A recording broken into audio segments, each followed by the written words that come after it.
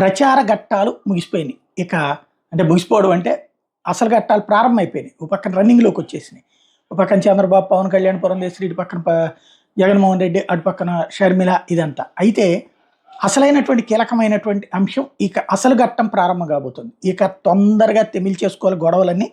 ఎందుకయ్యా అంటే లేటెస్ట్‌గా చూస్తే సార్వత్రిక ఎన్నికలకు ఈ నెల 18వ తారీఖు నోటిఫికేషన్ విడుదల చేస్తాను రాష్ట్ర ఎన్నికల ప్రధాన అధికారి ముఖేష్ కుమార్ మీనా ప్రకటించారు. 18 నుంచి 25 వరకు నామినేషన్ల దాఖలు, ఏప్రిల్ 26న స్క్రూటినీ, ఏప్రిల్ 29 నామినేషన్ల ఉపసంహరణ, మే 13 రాష్ట్ర వ్యాప్తంగా పారదర్శకంగా స్వేచ్ఛగా నిర్వహించేందుకు అన్ని ఏర్పాట్లు చేస్తున్నాం. అంటే ఇవాళకి 11 ఇంకా 7 రోజుల్లో నోటిఫికేషన్ బిగిన్ అయిపోతుంది.